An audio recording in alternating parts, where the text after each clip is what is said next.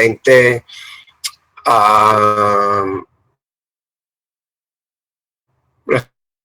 al informe de corte directo, quiero decirles que ambas envolventes son muy similares. Basta con pensar, pues sencillamente, que estamos en los puntos, vamos a decir, de la envolvente, que es corte directo, los puntos de falla. Podemos deducir, por ejemplo, voy a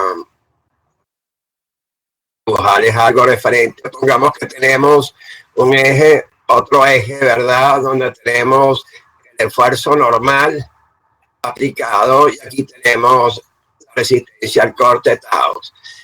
Tenemos una envolvente, pongamos que es esta envolvente y supongamos que esta es una recta.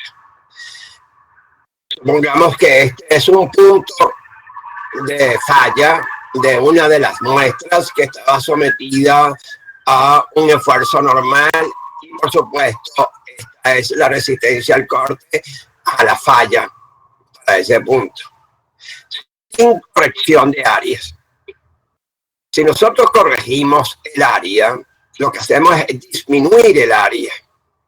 ¿Qué efecto tiene la disminución del área en el esfuerzo normal sin disminución del área? Pues sencillamente que incrementa el esfuerzo normal un cierto valor. Se incrementa un pequeño valor, puesto que estamos dividiendo la carga P que estamos aplicando arriba de la muestra, que es dividida entre el área, ¿verdad? Como el área va a ser menor porque la corregimos, se disminuyó, el valor de sigma n va a ser mayor, porque para igual carga vamos a tener un área menor. De igual forma, entonces va a haber un desplazamiento, si se quiere, de este valor. De igual forma, podemos hablar de tau. Tau es igual a la fuerza cortante también entre el área. Si no hay corrección de área, sería esto. Si el área es menor, el área corregida es menor, F entre A va a ser mayor. Entonces tendremos un valor ligeramente mayor. Así que igual de los dos, porque estamos dividiendo en el momento de la falla con un área corregida similar.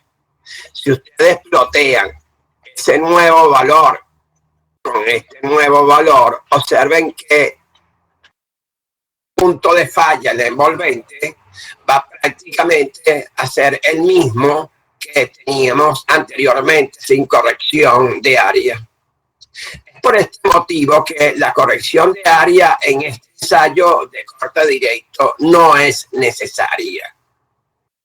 Puede haber una pequeñísima variación con respecto a la envolvente, una envolvente ligeramente variable, pero la variación de la envolvente no va a variar fundamentalmente el parámetro principal phi que estamos tratando de obtener, la pendiente de la envolvente. Y por supuesto, si hay un intersecto cohesivo, tampoco lo va a variar fundamentalmente por esto que estoy hablando. Entonces, esto a título de aclaratoria, ¿verdad?, del ensayo. Ambas envolventes, sin corregir el área, con el área corregida, son muy similares.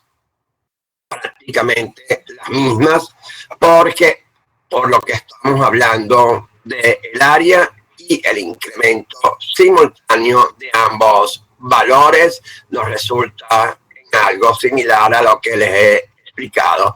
Espero que esto pues aclare algunas dudas referentes a ese ensayo. Vamos a un nuevo ensayo, un ensayo que vimos en teoría con bastante extensión, que es el ensayo triaxial. El ensayo triaxial no es otro ensayo que someter una muestra a cargas vertical y cargas horizontales simultáneamente. Y si la muestra, como es comúnmente en el ensayo arterial, es de sección circular, la carga lateral es igual. O sea, tenemos una carga axial y una carga lateral. En un equipo que me permite confinar la muestra, no solamente leer la carga que estoy aplicando, aplicar una carga constante lateralmente o variable en caso del tipo de ensayo con presión axial o compresión lateral, podría haber también, pero normalmente estamos hablando de compresión axial, manteniendo el esfuerzo lateral constante, que es la presión del agua en la cámara.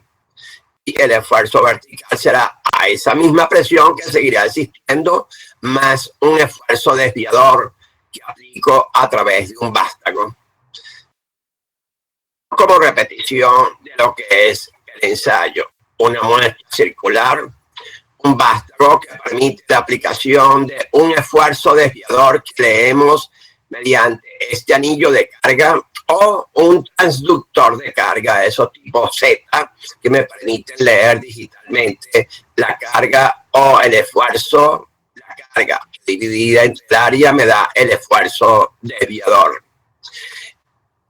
La cámara se llena de agua y se le aplica una presión que da un confinamiento lateral a la muestra, un sigma lateral, sigma de cámara. Normalmente, como esta compresión axial, la simulamos y decimos entonces que sigma 1 es igual al sigma de cámara que va a estar aplicado más el esfuerzo desviador. Sigma de cámara normalmente para ensayos a compresión axial es constante. Es una presión que aplicamos lateralmente. El sigma de cámara normalmente decimos que es igual a sigma 3 como esfuerzos principal menor, mientras que sigma 1 esfuerzo principal mayor durante el proceso. La muestra está conectada también por arriba y por abajo. Tiene conexiones que permiten leer las variaciones durante cualquier momento de ensayo, durante la preparación de la muestra, consolidación de la muestra, permite también botar agua, las variaciones de las presiones de poro. Durante la preparación también podemos leer variaciones de presiones de poro durante la ejecución del ensayo.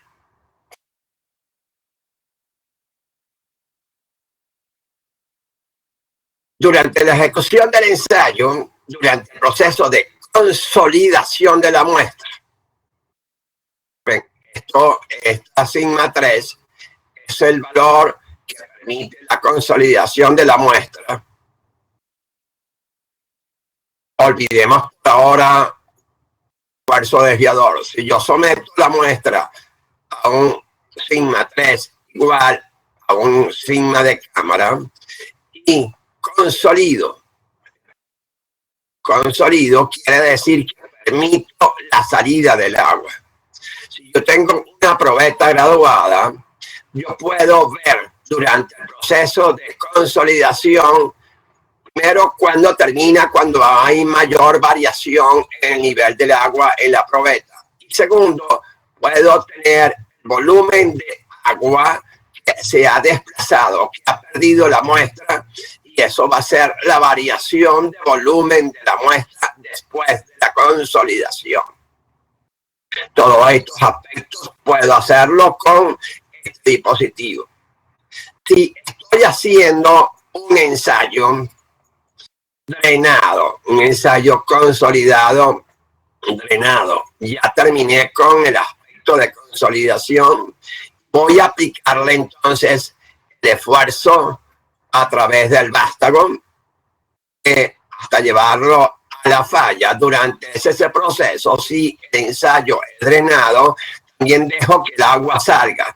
Puedo obtener mantener también la variación de volumen durante la segunda etapa del proceso. Fíjense que tengo una variación de volumen durante el proceso de consolidación y una variación de volumen si es drenado durante el proceso de corte.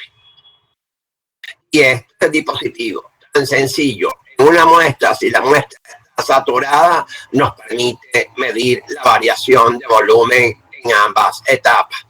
En un ensayo consolidado sin drenar, no hay drenaje. Sencillamente consolidamos previamente de esta forma y después ensayamos sin permitir el drenaje. Este equipo es el que tenemos en la Universidad Católica y es muy interesante. Es un pistón. Esto que está aquí es un pistón a través del cual pasa una especie de vástago que no permite que se salga el aceite que está debajo del pistón. Que podemos en cualquier momento, mediante un caballero, aplicarle una carga. Al aplicarle una carga a este dispositivo con un pistón, sencillamente voy a transmitir una presión a un sistema que puedo medir entonces, que puede ir eventualmente a la cámara real. ¿Qué me permite este dispositivo? Presión mediante unas pesas que mido. Entonces yo digo, sigma de cámara es igual a la que mido aquí, es la que va a estar transmitida alrededor de la muestra.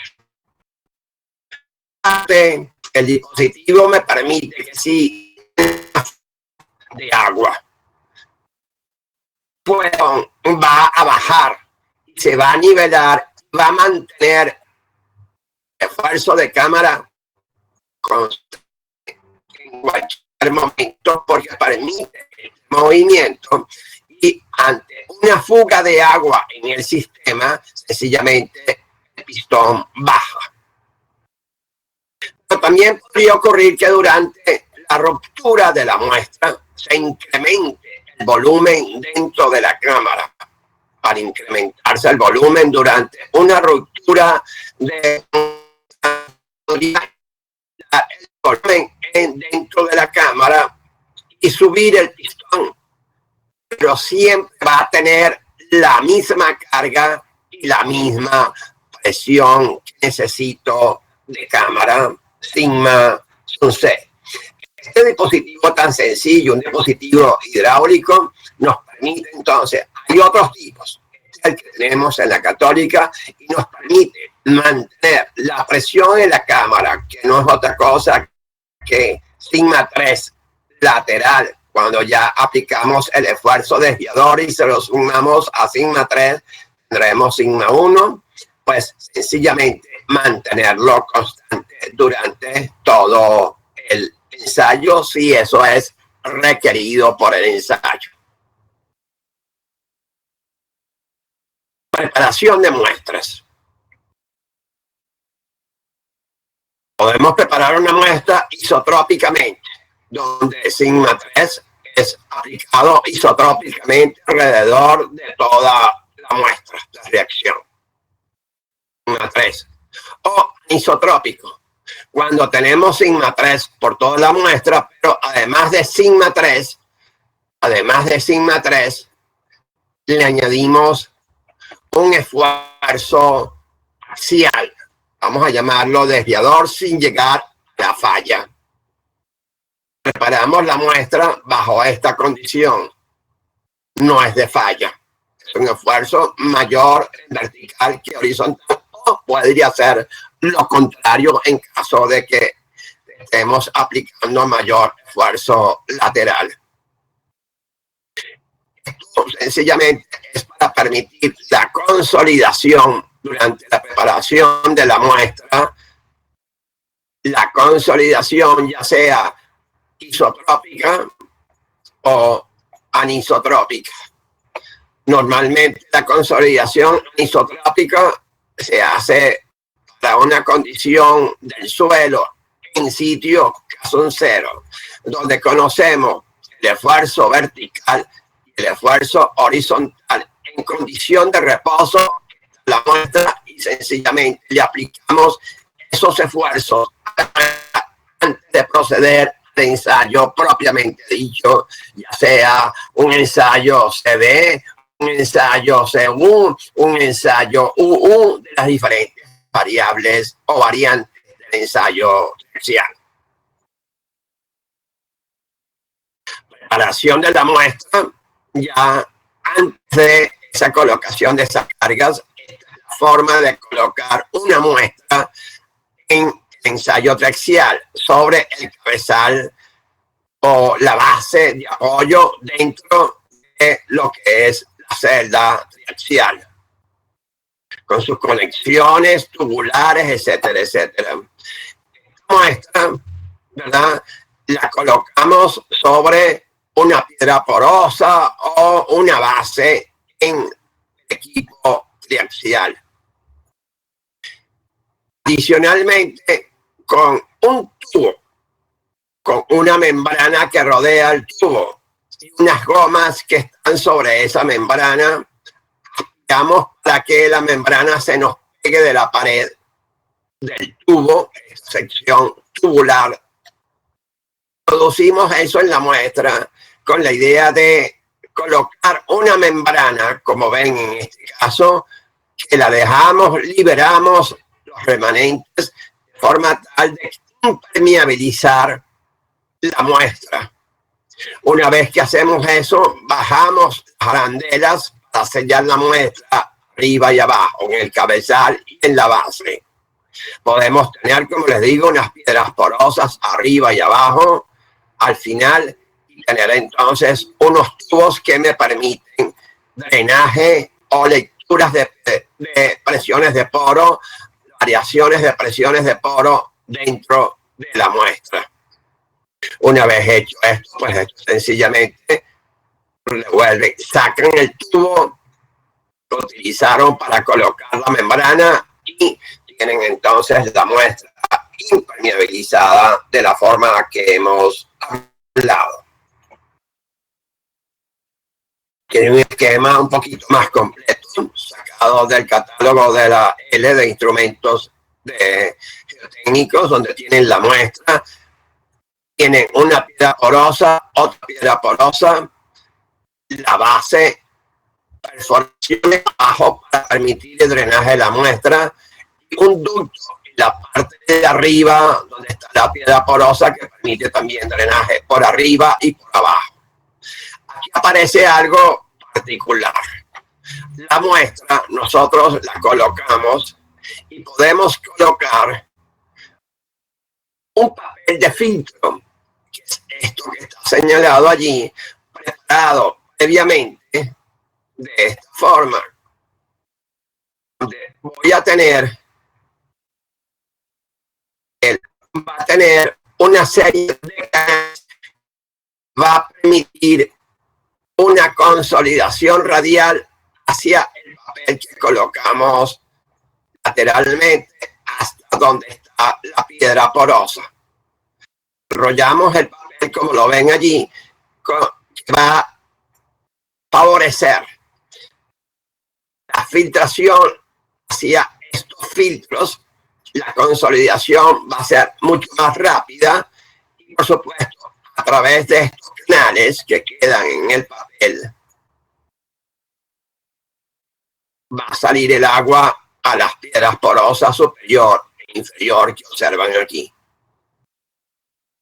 Esto es cuando vamos a consolidar la muestra y queremos que el proceso de consolidación se efectúe más rápido. Lo que hacemos es favorecer una consolidación radial, ya no solo en sentido vertical de la muestra, sino en sentido radial, donde la trayectoria del agua es mucho más pequeña. Parámetros de presión de poros. Lo vimos en clase. Recordemos que teníamos un parámetro de presión de poros B, que durante la preparación de la muestra C, D CU permitía durante el proceso de consolidación, antes de preparar la muestra y consolidarla, ver el valor de B, saber si el material era saturado o no. ¿Cómo sabíamos esto? Pues leíamos a las salidas de la muestra, en el equipo, al aplicar la presión de cámara, si esa presión sigma de cámara es igual a la variación de U en el sistema de presiones. Si ambas presiones son iguales, B es igual a 1. El material está saturado. Si B es diferente de 1, entonces tendríamos que entrar en lo que llamamos un proceso de saturación, que está explicado en el libro de laboratorio, y que no voy a entrar en eso. Es un proceso bastante lento para lograr entonces que la muestra esté saturada cuando queremos evaluar nada más esfuerzos efectivos o variaciones de esfuerzos efectivos. La muestra debe estar saturada. A excepción de un ensayo CD, donde los esfuerzos efectivos son iguales durante el corte, durante la ruptura de la muestra, los esfuerzos efectivos son iguales a los esfuerzos totales, puesto que no hay lesiones de poro. Es un ensayo que se llama lento. En este caso podemos leer las variaciones de U y estimar entonces esfuerzos efectivos. Para esos casos es conveniente que la muestra, antes de consolidarla, B sea igual a 1, y es necesario eventualmente, si B no es igual a 1, someterla a un proceso de saturación. En el libro de laboratorio tienen una explicación bastante interesante acerca de cómo saturar una muestra. A los parámetros de Skepton, entonces aparece otro parámetro de Skepton, que es el parámetro A. El parámetro A de Skepton en un ensayo triaxial se aparece en la segunda parte. Cuando estamos haciendo la ruptura de la muestra, es que podemos calcular el parámetro A. Esto es una definición general de Skepton de la ecuación, donde aparece B y A. Y tenemos en el momento de la falla una relación A, que es igual a la variación de la presión de poros entre la variación de la presión de cámara, es igual a B. En el caso de A, tendríamos entonces la variación del esfuerzo desviador de la variación de la presión de cámara. O sea, tenemos estos valores en el momento de la falla de A, nos permiten, de cierta forma, estimar el tipo de arcillas que estamos trabajando. Si es sensitiva, si es normalmente consolidada, si es sobreconsolidada, etcétera, etcétera, una vez obtenido el valor de A en el momento de la falla. Todo esto está explicado con bastante detalle en las notas de laboratorio. Uso de parámetros obtenidos del ensayo triaxial consolidado drenado. Los parámetros phi, C, si fuese el caso, son efectivos y totales, puesto que es un ensayo drenado. Se usa en empresas para análisis de estabilidad a largo plazo. En caso de flujo constante a través de la presa. Se usa en análisis de estabilidad a largo plazo en excavaciones o taludes en arcillas blandas y duras. Fíjense que el caso drenado está a largo plazo como un factor necesario no se hace inmediato, sino para obras después de construidas a largo plazo o existentes en un sitio a largo plazo.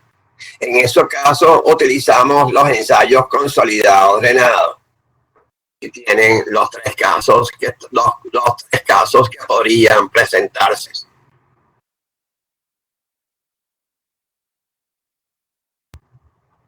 Son casos drenados.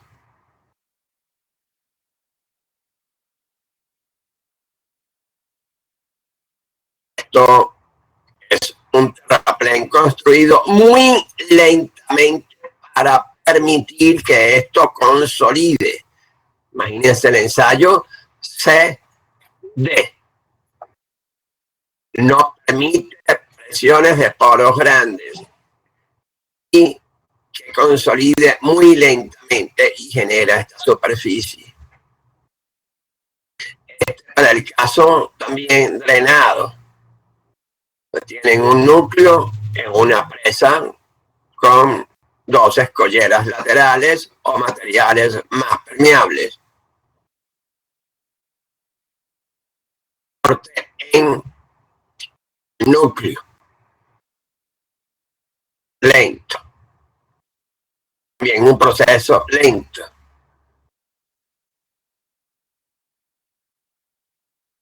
Esto es un sistema de flujo de agua muy lento, consistente y constante. Y en excavaciones de taludes naturales, excavamos y tenemos esta situación. También se emplean esfuerzos efectivos.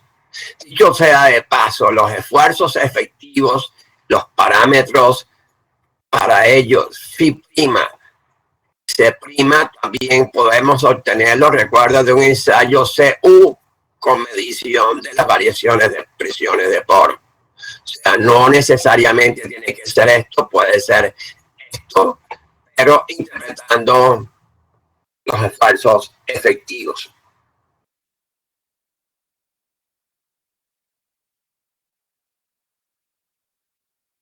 Un ensayo CU, como hemos visto, sería pues sencillamente consolidación en muestra saturada para ensayo CU. La consolidamos, drenaje abierto durante la primera letra, C. Proceso de consolidación hasta que ante esta carga lateral que actúa en todos los sentidos, como pueden ver en esta imagen.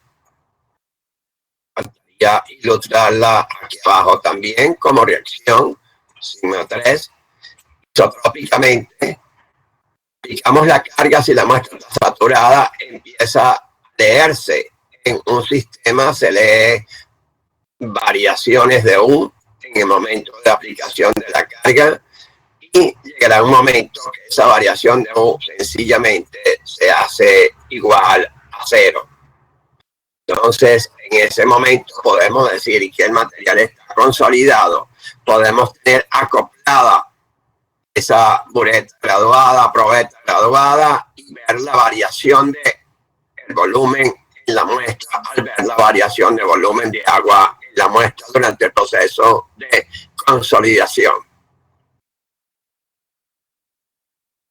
Una vez ejecutado el proceso de consolidación, pasamos a la segunda letra, al ensayo sin drenar. Podemos medir presiones de poro, pero no permitimos salida de agua. Medimos variaciones de U, pero no permitimos salida de agua durante la aplicación del esfuerzo desviador. El esfuerzo desviador es igual a sigma 3, que es constante, más, perdón, el esfuerzo desviador viene siendo sigma 3 o sigma 1, perdón, menos sigma 3, lo que es lo igual, sigma 1 menos sigma 3 igual al esfuerzo desviador, que es el que aplicamos a la muestra. Este esfuerzo desviador, al sumarle sigma 3, me da sigma 1. Eso es durante el proceso de corte, de aplicación de la carga. No hay drenaje. Leemos las variaciones de presiones de poro, pero los esfuerzos que estamos leyendo son totales. Esos esfuerzos totales leídos, si tenemos las variaciones de las presiones de poro para todas las lecturas que tengamos de ensayo, sencillamente restándole la presión de poros obtenemos los esfuerzos efectivos. Esfuerzos totales, esfuerzos efectivos será totales menos variaciones en la presión de poros para cada lectura hasta llegar a la falla. Es un ensayo C1, esfuerzos totales con mediciones de variaciones de la presión de poros que me permite estimar los esfuerzos efectivos. Quizás el más utilizado porque lo que permite el ensayo CD obtener esfuerzos efectivos, pero de forma indirecta y mucho más rápida, porque este ensayo es más rápido que el anterior, que tenía que mantener la presión de poros igual 0 durante la aplicación del esfuerzo desviador, y eso toma mucho tiempo.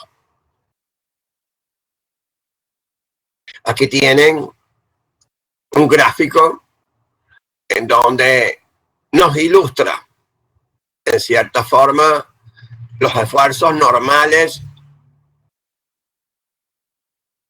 los esfuerzos cortantes de un ensayo CU con medición de presión de poros. Observemos este círculo que está aquí y este círculo que está aquí.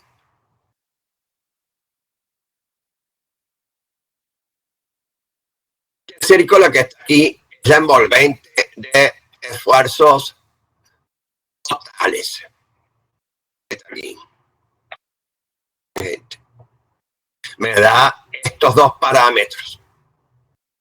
Si yo en el momento de la falla, porque este es el momento de la falla, tomo este valor, que es la variación de la presión de poros en el momento de la falla, y desplazo este punto de aquí a aquí. Y lo mismo hago con este valor. Desplazo de aquí a aquí con el valor de U a la falla. Yo tengo un círculo de esfuerzos efectivos, ya que los esfuerzos que estoy colocando aquí en este círculo principal mayor y principal menor tienen disminuida la presión de poros. Uniendo esos círculos, esos círculos es envolvente, y estos son parámetros de esfuerzos efectivos, parámetros de esfuerzos totales. Y observen que para un ensayo C1 en este material, esto podemos decir que es un material normalmente consolidado. Se incrementan los parámetros phi y C, phi' y C' con referencia a los existentes para esfuerzos totales. Igual el procedimiento para este círculo y el procedimiento para este círculo, para tener entonces 3 puntos de tangencia en las envolventes. Envolventes de esfuerzos totales y envolventes de esfuerzos efectivos en un ensayo CU con medición de presión de poros. En este caso es una arcilla normalmente consolidada. Veremos que en las arcillas sobre consolidados esto se invierte. La envolvente de esfuerzos totales está más inclinada que la envolvente de esfuerzos efectivos, y por supuesto se invierten los parámetros que son resultado final de ensayo, son estos parámetros.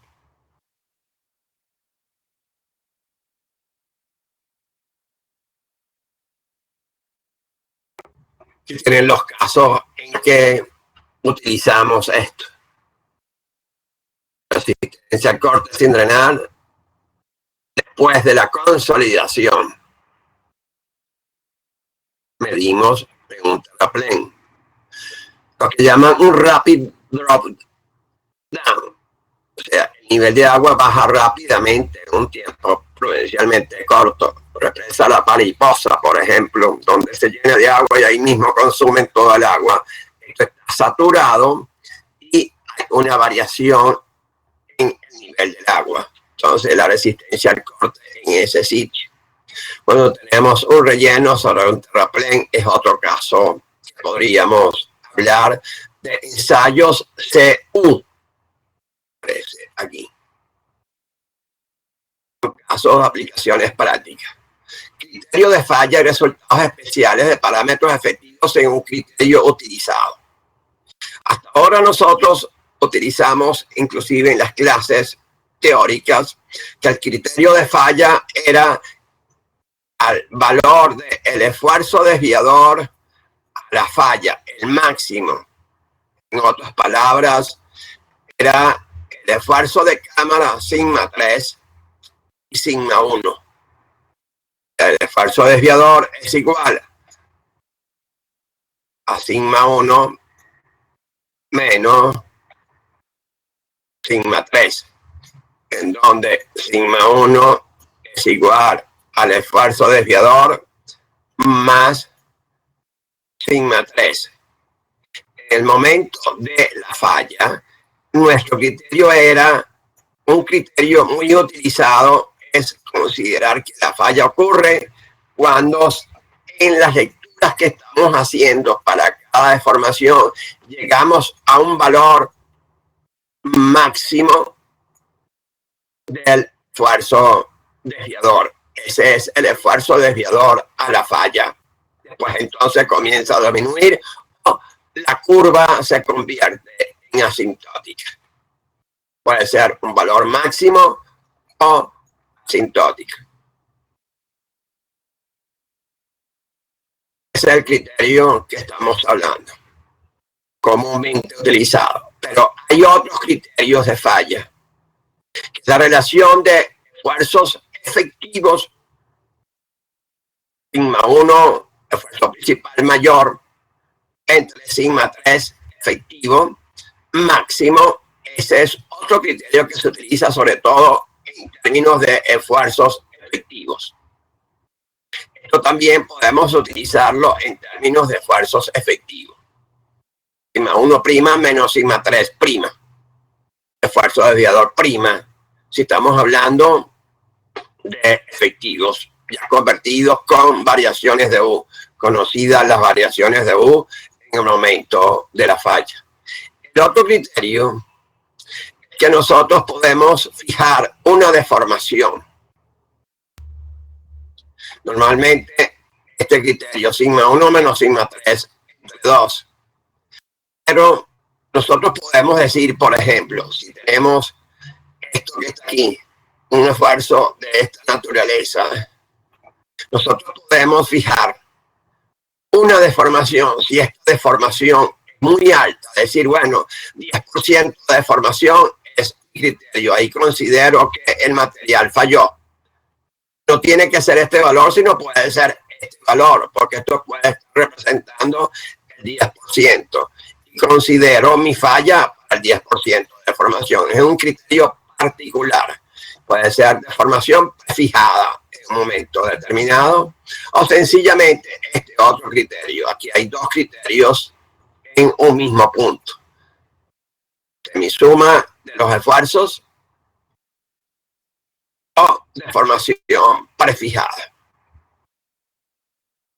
Aquí tienen ustedes un ejemplo en diagramas PQ'. Q'. Diagrama de efectivos representados de esta forma. Aquí tienen ustedes Q' es igual a Q, sencillamente. Restenle presión de poros, hagan la semisuma y les va a dar exactamente el mismo valor. P' sí es diferente a P.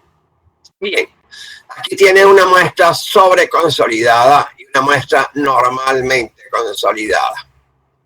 Aquí tienen la envolvente máxima de esfuerzos principales, sigma 1 menos sigma 3. Y aquí tiene de la relación sigma prima 1 entre sigma 3 prima. Y estas son las trayectorias. Q de prima, Q prima de puntos de máximo corte durante el proceso. Cada punto de esto es un punto de máximo corte, o este caso. Fíjense cómo esta muestra, la figura va en este sentido y esta muestra va en este sentido por ser normalmente consolidada. Las trayectorias de esfuerzo son en este sentido.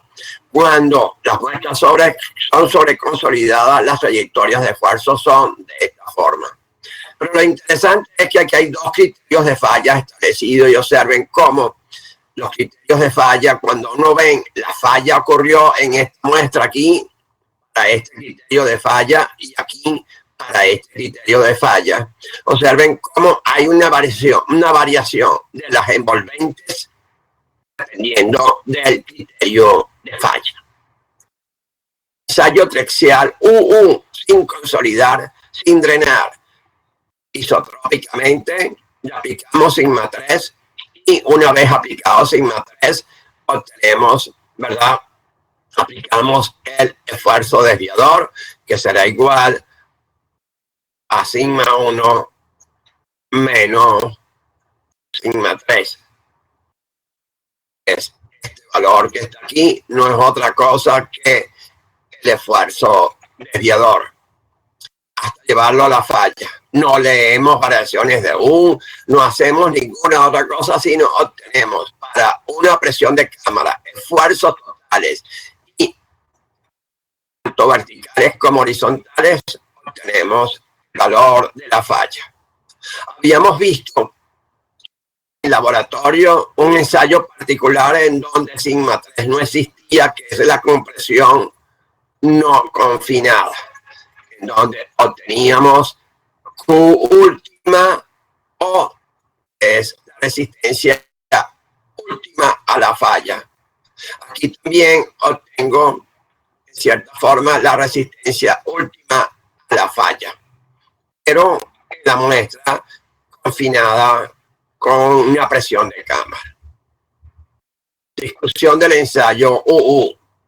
En arcillas normalmente consolidadas, la situación más crítica se presenta durante la construcción,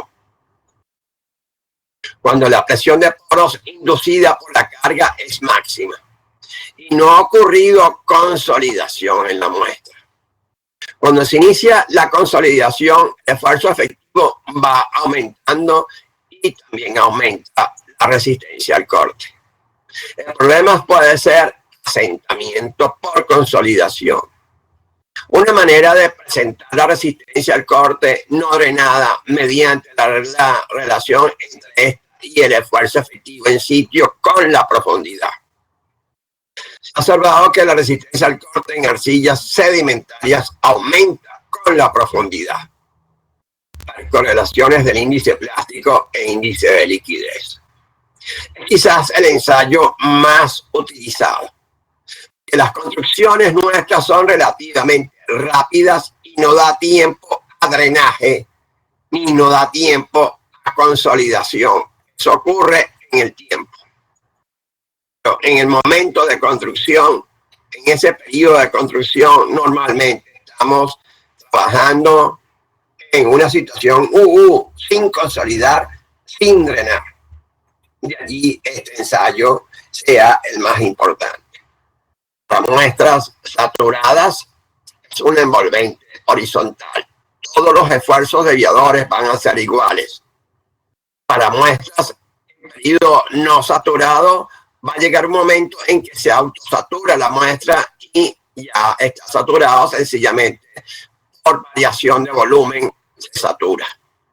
Tenemos un envolvente de esta naturaleza y un envolvente de esta naturaleza para materiales sin saturar y para materiales saturados en un ensayo o ensayo de probetas UU. ¿Cuándo se utiliza? Observen la palabra rápidamente sobre el material blando. Construcción rápida sobre el material blando. Tenemos que utilizar parámetros phi y c de ensayos UU. Igual aquí, para la palabra, cuando se construye rápidamente la presa. El caso más común, una fundación. Lo verán en fundaciones, que es un criterio de falla en la fundación. También se considera que es una cuestión rápida y debemos considerar entonces los parámetros de resistencia al corte obtenidos de ensayos UU, o también puede ser de ensayo de Q, donde tenemos que la Q última entre 2 es igual al círculo de radio de Moore, que es igual a taos, o resistencia al corte última, ese son 1. Cálculos para ensayos traxiales.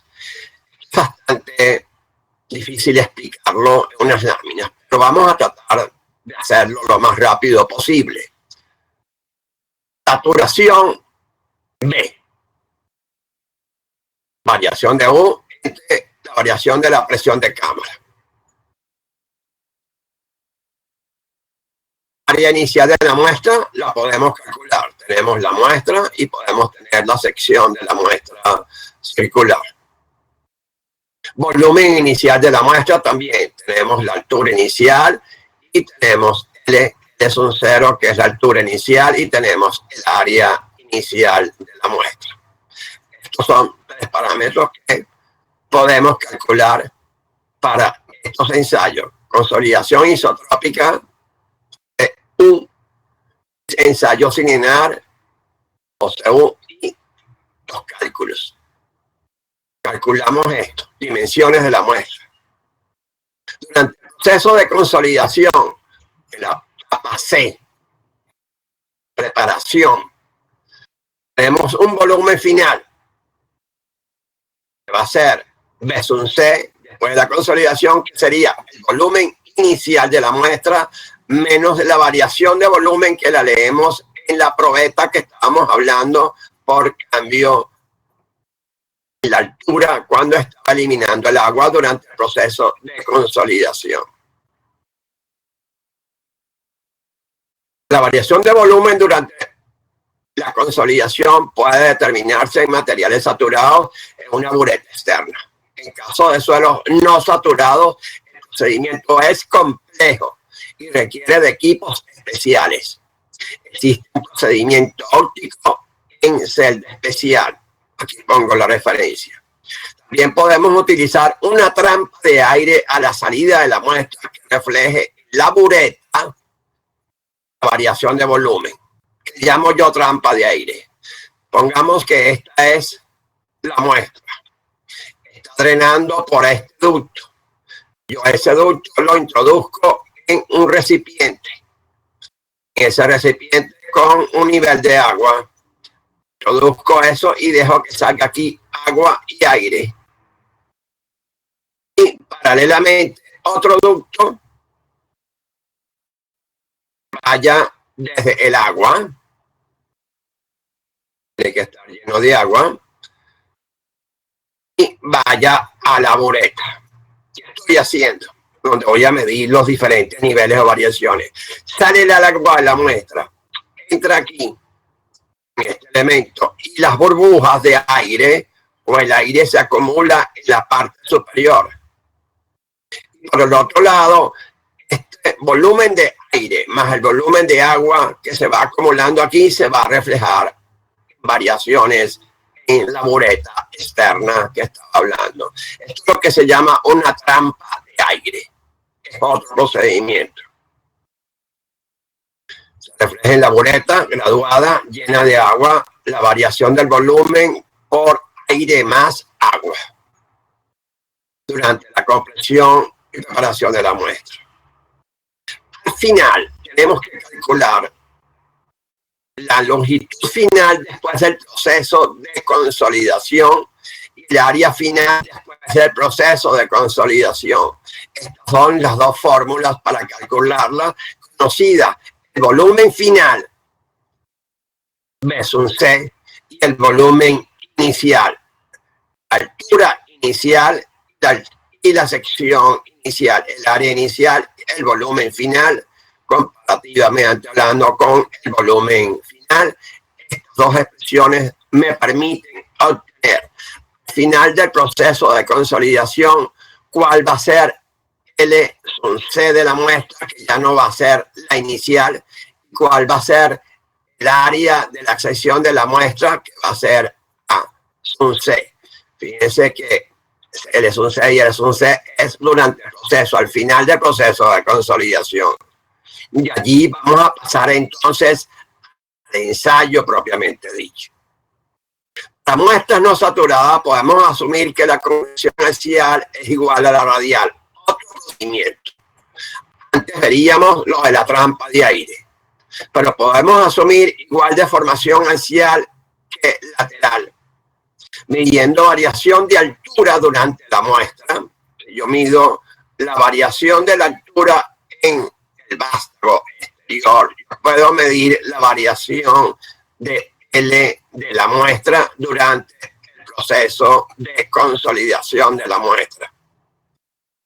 Si yo tengo la variación de L, la longitud final va a ser la altura inicial de la muestra menos la variación de L medida afuera. La área final va a ser la área inicial por L sub 0, longitud inicial menos 2 veces delta L, entre L sub 0, que es una relación precisamente para determinar el área al final del proceso de consolidación. Para medir la variación de la longitud podemos colocar el pistón de carga sobre el cabezal. Esto que estoy diciendo.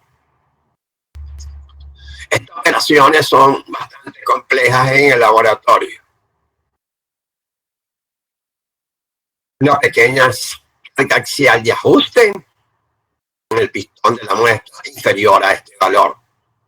Medir la longitud del pistón que queda fuera de la cámara.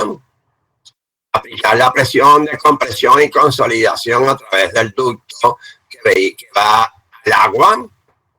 Presión de cámara. Aumentará la carga en el pistón, pero esto lo restringo para que no se mueva. Durante el proceso de consolidación, la punta del pistón se separa de la muestra porque baja, la muestra se comprime. Posteriormente, aplico una carga que nunca va a ser mayor a la que haga contacto, que yo había dicho aquí, que se liberó por la presión que contrarresta la presión del agua en la punta del vástago. Presión del agua suministrada y que me la separó del cabezal de carga durante el proceso. Tienen que leerse esto que está aquí.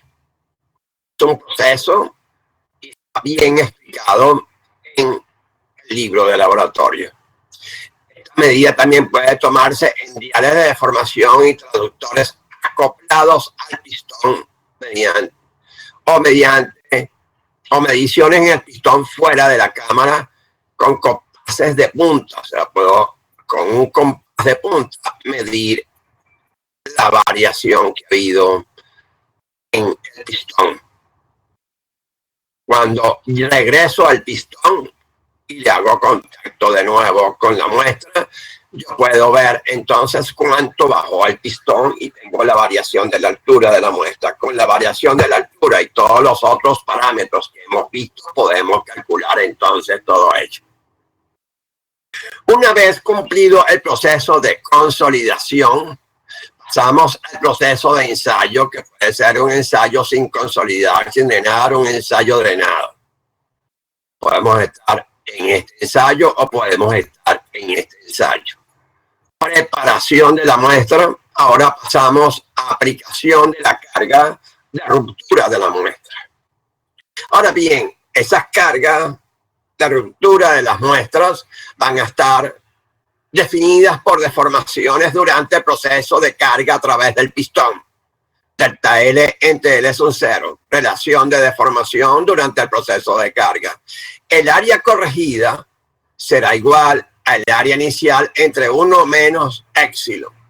Eso en términos generales lo vimos cuando vimos un ensayo de compresión no confinada, cuando determinábamos el valor de Q.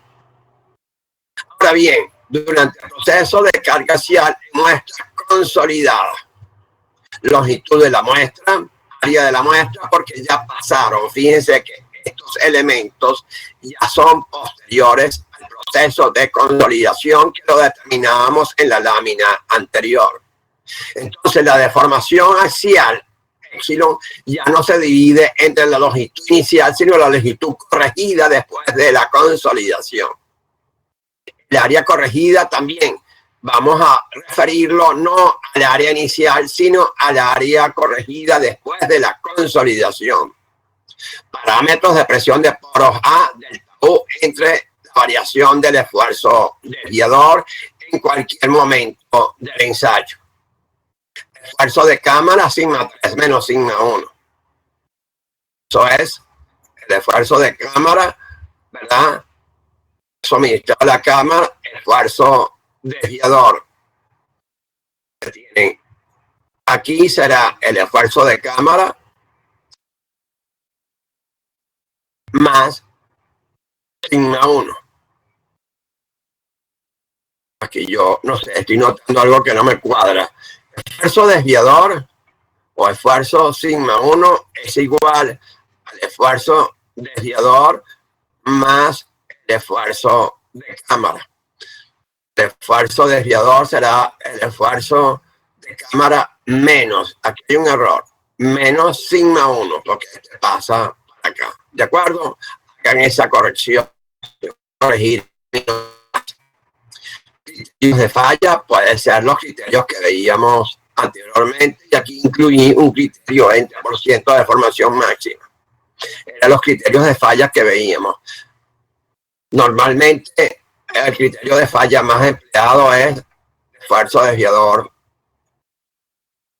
máximo. El criterio de falla depende del tipo de material o arcilla ensayada. Para muestras de arena, el ensayo tercial no es común. Lo más común en arenas es el ensayo de corte directo. Un equipo de corte directo para obtención de parámetros de resistencia al corte. Durante el proceso de carga axial, de formación axial, sin consolidación, sería esto. Área corregida, esto. La ecuación podemos reducirla a la forma siguiente. Volumen total es igual a sum 0, L sum 0, con la variación de delta L tenemos el área corregida y el volumen total es igual al área corregida por L sum 0 menos L. Bien, aquí tienen todas las expresiones, ¿ok? Durante el proceso de carga axial en la muestra, tenemos entonces este proceso de cálculo. Las curvas esfuerzo desviador versus porcentaje de deformación permite visualizar valor máximo o pico, valor último de la fricción de deformación igual a un ensayo Q1. Para un proyecto inferior al 15% valor residual. Cuando se mantiene constante al aumentar la deformación, la relación de vacíos en este punto se define como relación de vacíos crítica. Ustedes tienen una curva epsilon versus esfuerzo. Esto sería residual, el valor residual de tau, resistencia al corte, y la relación de vacíos para este valor se llama relación de vacíos crítica. También se puede calcular, no está implícito en estas notas. Para muestras de arena, el ensayo tercial no es común, es preferible un equipo de corte directo, como decía anteriormente. Módulo de elasticidad. Módulo de elasticidad se obtiene también de curvas esfuerzo de formación de ensayo tercial. Podemos gráficamente obtener esos valores. Hay lo que llaman diferentes tipos de módulo de elasticidad. Módulo de elasticidad tangente a un punto, pendiente de esta recta. Módulo de elasticidad pasa por el origen, pendiente de esta recta. Módulo de elasticidad secante entre dos puntos, sea esta recta o sea esta recta que está aquí. Relación de la secante entre dos puntos. Y aquí hay una corrección por origen que ya lo hemos visto en otros ensayos, específicamente el ensayo CBR, en casos de sigma epsilon, también podemos hacer una corrección de origen. Normalmente en suelos tomamos como el modo de elasticidad comprendido entre 0 y 50% de deformación la pendiente de esa recta como el valor de E de los suelos.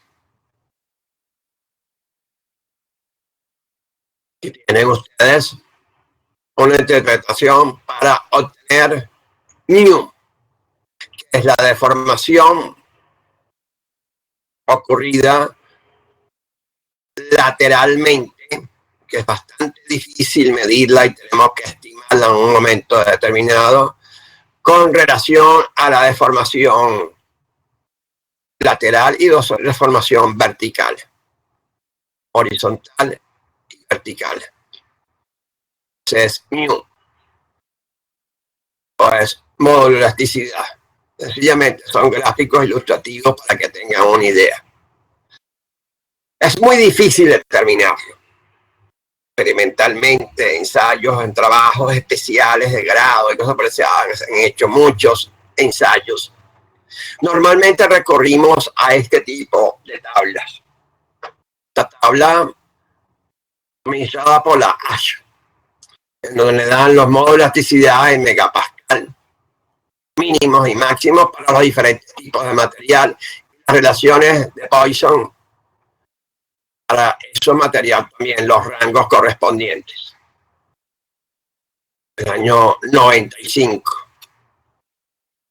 megapascal en plenitud del sistema internacional. En el año 95 megapascal. Relaciones con un ensayo que veremos en la última práctica, que es el ensayo de la prueba normal de penetración, el valor de N que obtendremos en la prueba normal de penetración. Y en este caso, la relación del modo de elasticidad también en megapascal en la misma fecha para diferentes tipos de arcilla en función de C1. Recuerden que C1 es igual a Q última de un ensayo de compresión no confinada entre 2. Aquí tienen cómo relacionar el valor de C1 para diferentes tipos de materiales con el modo de elasticidad de un suelo. 1995, plenitud del sistema internacional, megapascal, megapascal. Pero aquí la Ashon dice, no, para el carrizo esto, por no decir otra palabra, por square inch. Tomaron sus unidades.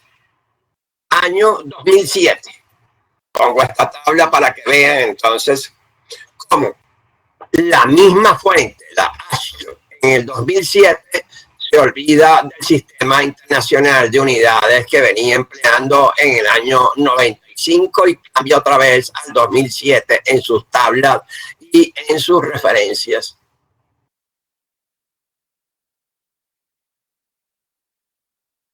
Esto es interesante, pero bueno, lo dejo allí para que ustedes se formulen su pregunta en la lámina anterior. Esto que está aquí lo veremos cuando veamos velocidades de onda en estudios biofísicos. Es la próxima clase. Ustedes verán que con las velocidades de ondas de corte a compresión y ondas de corte, compresión y atracción, o sea, verticales y horizontales, ondas P y ondas S de corte. Las ondas S se trasladan de esta forma, las ondas P se trasladan de esta forma, yendo y viniendo. Ondas de compresión, ondas de corte, y cómo están íntimamente relacionadas con los parámetros del modo de elasticidad del suelo y la relación de Poisson. O sea, con un análisis geofísico nosotros podemos también estimar, conocidas las velocidades de ondas de corte o las ondas de compresión, podemos estimar los parámetros elásticos de un suelo. Resultado gráfico de dos ensayos terciarios con mediciones y variaciones de presiones de poro. Estos son tomados de informes míos, resultados de ensayos. Las tres curvas, formación axial, presiones de poro, leídas en un ensayo. No voy a detenerme mucho, sencillamente esto es el resultado. Variación del esfuerzo desviador entre 2, que es el valor de Q, versus porcentaje de deformación. Nosotros vamos mucho con PQ. PQ o P', Q', que es igual a Q. Hace ya mucho tiempo. Son círculos de Moore correspondientes a 3 probetas, círculos de Moore totales y círculos de Moore efectivos. Lo que veíamos en el ejemplo aquí que estábamos viendo para obtener la envolvente de parámetros efectivos, phi'. No phi, que si el caso es que es normalmente consolidado el material, como pueden ver aquí, la envolvente, el phi no prima, el phi total es inferior al phi', porque el material es normalmente consolidado. Un diagrama P', Q o Q'. Si las curvas hacen esto, quiere decir que el material es sobreconsolidado. Si el material fuera normalmente consolidado, las curvas fueran de esta forma. Esto es una señal de que el material es sobreconsolidado o ligeramente sobreconsolidado. Un ejemplo 2 de otro ensayo, pues también tenemos las deformaciones axiales, las variaciones de P, las mediciones correspondientes a los esfuerzos máximos entre 2, semisuma de esfuerzos entre 2 totales, y por supuesto el círculo de esfuerzos totales, círculo de esfuerzos efectivos. Material debe ser normalmente consolidado porque la pendiente, como verán, disminuye y phi es menor a phi'. Y por supuesto, observen con claridad esto. Lo que yo les decía va de esta forma. Aquí no se observa mucho, pero más o menos. Las curvas van hacia acá, donde termina entonces lo que va a ser la envolvente, propiamente dicho, de puntos de máximo corte. Valores referenciales, parámetros de resistencia al corte. Esta tabla fue creada por mí en base a varias tablas en el manual de South Carolina Department of Transportation. Este material del Departamento de Transporte de Carolina del Sur lo pueden obtener todo en la web. Tienen una información extraordinaria en la parte de geotecnia y sísmica y biología. Bien, el Departamento de Transporte normalmente, bueno, yo agrupé varias correlaciones que tenían ellos y obtuve entonces este cuadro, donde tengo esfuerzos totales, esfuerzos efectivos y suelos compactados, o sea, remoldeados. Los diferentes parámetros C y phi, C residual y phi residual para esfuerzos totales. C', phi',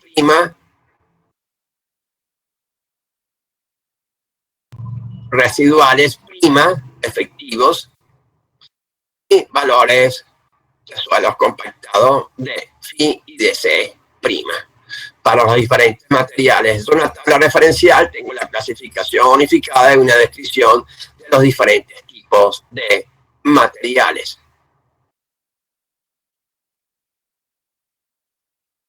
Que me puede servir en un momento determinado. Si no tengo un ensayo, recurro a una tabla y tomo un valor para resolver un ejercicio. Los parámetros finales son Phi' y C' o Phi y C. Algunas correlaciones. Porcentaje de la fracción de arcilla. Cuando tenemos 0% de arcilla y cuando tenemos 100% de arcilla, ¿cómo varía el ángulo de fricción residual del material? A medida que nos acercamos al material granular, pues sencillamente incrementa el valor del ángulo de fricción residual y disminuye a medida que aumentamos el porcentaje de arcilla. Yo tengo un trabajo de grado muy interesante aquí en esto. Mi curva discrepa un poquito de estos intervalos de valores. Mi curva es algo similar a lo que ilustra aquí, pongamos esta curva, pero hay un pequeño brinco, puesto que en este punto hay una matriz arena-arcilla. En este punto solamente arena. Es evidente que si no tiene arcilla, el valor va a ser ligeramente inferior al de este punto. O sea, mis curvas dieron algo similar a esto. Un pico y después bajaba a medida que ya la matriz de arcilla no trabajaba nada hasta llegar solamente a arena. Hay un trabajo de grado allá en la Católica referente a esto. Ángulo de fricción interna efectivo relacionado con el índice de plasticidad, que es igual, para los que no recuerdan, al límite líquido, humedad del límite líquido menos humedad del límite plástico. Entonces intersectan material remoldeado y material sin remoldear el ángulo de fricción interna efectivo del material. Muchas correlaciones. En la tabla que les di, donde les daba unos valores a este tipo de correlaciones. Valores obtenidos en ensayo UU, valores obtenidos en ensayo CU, valores obtenidos en ensayo CD para diferentes tipos de materiales. Valores de Phi.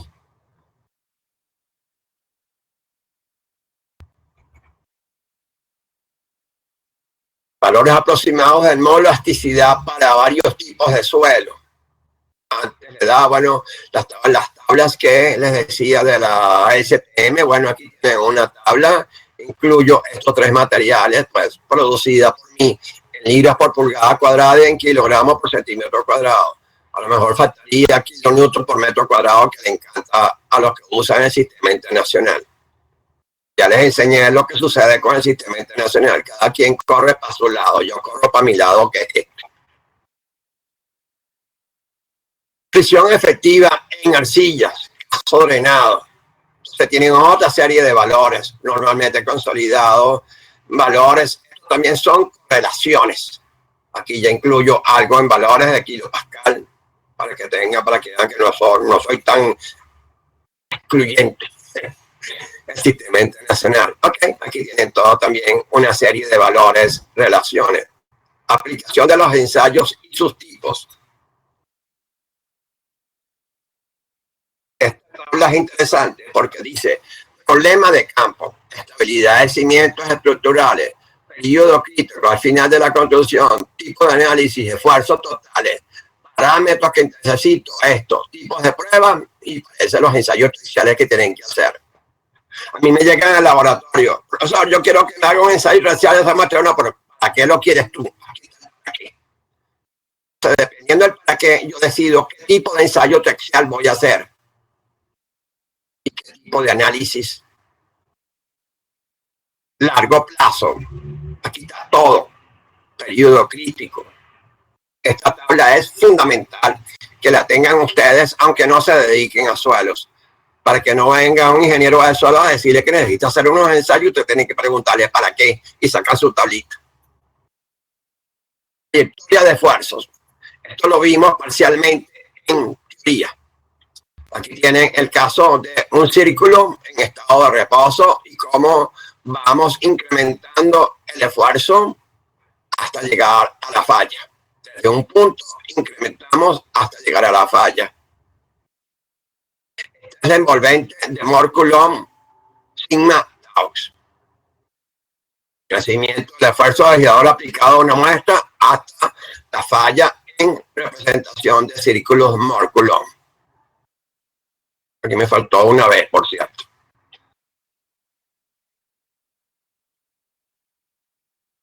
Coulomb. Bueno, en fin, tienen entonces ese gráfico. La trayectoria de esfuerzo en ese gráfico son los puntos de máximo corte. Forma 45 grados con la horizontal, que es lo que tienen representación. Es el mismo gráfico anterior, pero ahora es trayectoria de esfuerzos, los que van por los puntos de máximo corte hasta llegar Q en la falla, que va a tener también su interpretación en el momento de la falla. Aquí tienen un círculo de falla. Este es el punto de falla para este material, definido por las trayectorias de esfuerzo correspondientes. Una recta en 45 grados porque es un círculo. Si ustedes unen los puntos de máximo corte de los círculos de falla, obtienen una recta con inclinación alfa que se llama K de falla. En caso de Mohr-Coulomb, es tangente a los círculos de falla y sería esta recta y obtenemos phi'. Y hay correlación entre phi' y alfa', o entre phi y alfa. Esta es trayectoria de esfuerzos en unas muestras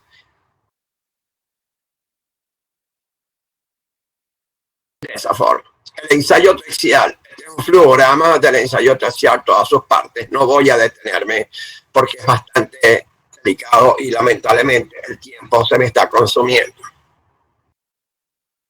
Ensayo en una muestra normalmente consolidado, envolvente pasa de puntos de máximo corte, la trayectoria pasa por el origen. Cuando el ensayo es sobreconsolidado, hay una intersección B' el origen. Igual sucede en las envolventes de Mohr-Coulomb. Aquí tienen ensayo tercial consolidado, drenado, arcilla saturada normalmente consolidada. Envolvente real, que está aquí. Yo me ocupo mucho del ensayo consolidado, drenado, pero aquí tienen ustedes una explicación completa de los materiales sobreconsolidados y normalmente consolidados en un ensayo consolidado drenado. Ensayo no drenado. Ese es el ensayo quizás más importante que yo me he referido. Aquí tienen ustedes un círculo de Mohr. Para el caso de esfuerzos totales, dos círculos de Mohr que son los rojos y la envolvente para el caso de esfuerzos totales. Como la arcilla es normalmente consolidada, entonces restamos la presión de poros y tenemos aquí. Restamos la presión de poros y tenemos este punto y tenemos un segundo círculo. Igual con este círculo que son los círculos negros. La tangente a esos círculos conforma lo que es la envolvente en términos de esfuerzos efectivos. F y F'. Aquí está toda la descripción. Las variaciones de presiones de poro en el momento de la falla para cada círculo B y el círculo A', B', B'. Cuando la arcilla es sobreconsolidado, observen esta flechita. Aquí restamos la presión de poro. En sobreconsolidada, la presión de poro es, al final, es negativa. La diferencia, como tienen aquí. Observen y observen. Como la presión de foro al final es negativa, yo obtener los esfuerzos efectivos igual a los esfuerzos totales menos la variación de U. Si la variación de U es negativo, sería menos variación de U, lo que quiere decir que me queda el signo más.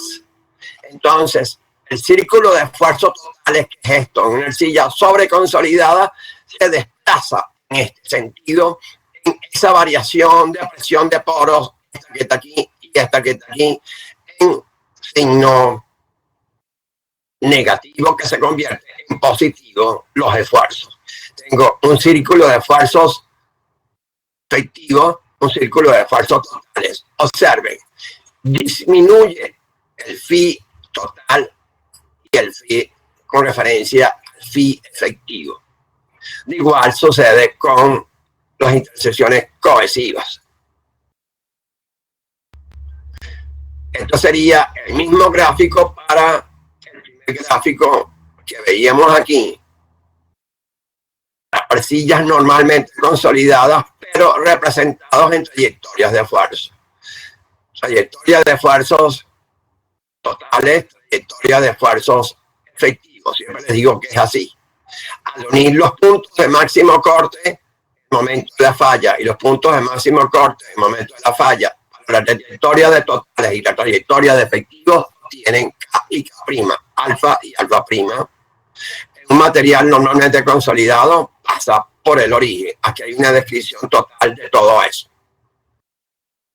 Continuando, en el caso de arcilla sobreconsolidada, trayectoria de esfuerzo total, trayectoria de esfuerzo efectivo se desvía hacia el otro lado. Inicialmente va para este lado, pero al final hacia este lado.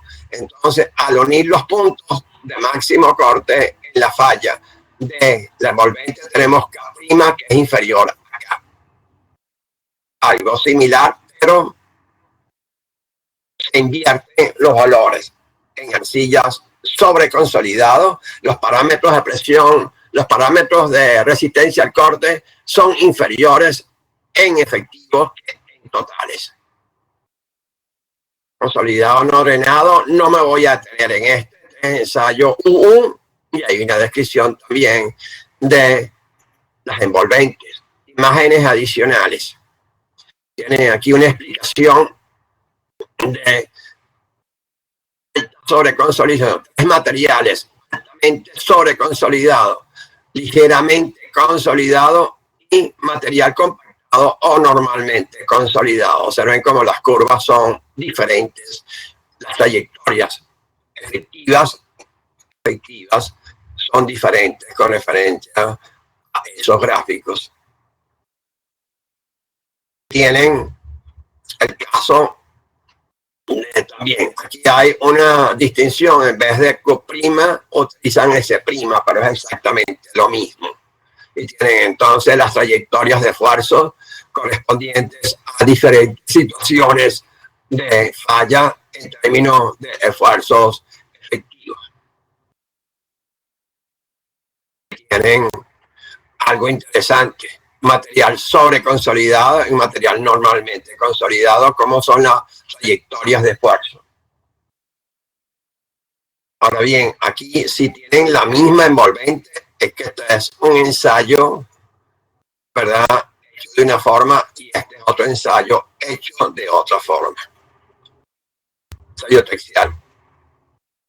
Aquí tienen, partiendo de un círculo de Moore en estado de reposo, en el punto de máximo corte, y cómo sería la trayectoria de esfuerzos al incrementar el esfuerzo desviador. Para el caso de un material ensayo consolidado drenado,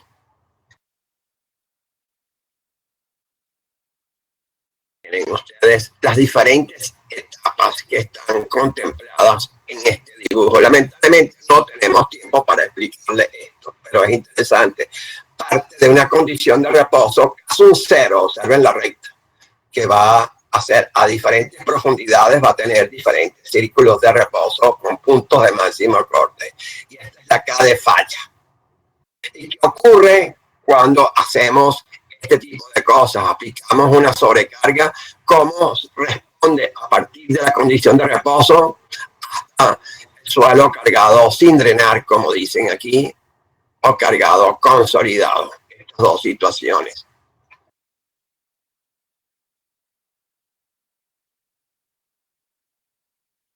Reporte 6.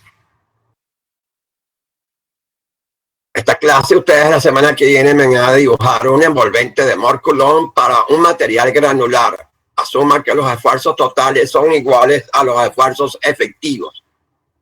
Dibuje un círculo que represente el estado de reposo del material. A partir del círculo de estado de reposo represente mediante disminución del esfuerzo principal menor asumido horizontal y manteniendo constante el esfuerzo principal mayor asumido vertical, varios círculos, mínimo 4, hasta llegar a un círculo que represente la falla. Ensayo traxial en un proceso de extensión lateral. Esto quiero que lo hagan pensando qué es lo que están haciendo. Ustedes van a tener un envolvente. Van a tener un círculo en estado de reposo. Van a disminuir el esfuerzo lateral. Van a disminuir el esfuerzo lateral hasta que llegue al envolvente del círculo de reposo. Van a repetir el proceso con ese mismo círculo, desde el mismo círculo en estado de reposo, igual envolvente, incrementando el esfuerzo horizontal y manteniendo el esfuerzo vertical constante. En este caso, decrecía el esfuerzo horizontal. En este caso, vamos a incrementar el esfuerzo horizontal, manteniendo en los dos casos el esfuerzo vertical constante. Y vamos a incrementar diferentes círculos hasta llegar a un círculo que sea el de falla. 1, 2, 3, 4. Repetir para ambos casos los procesos descritos representando en un diagrama de envolvente de máximos esfuerzos el estado de reposo inicial y trayectorias de esfuerzos PQ. Me van a repetir esto en PQ. Me van a repetir esto en PQ. A partir, en este caso, no va a ser de un círculo, sino del punto de máximo corte. Y que el resultado interprete el trabajo que estoy mandando. Esa es la tarea para la siguiente semana. No hace falta más de una hoja para hacer esto. Espero que lo disfruten. Hasta aquí la clase de hoy. Con ello, pues, me despido en cierta forma. Doy gracias por las personas que están aquí conmigo.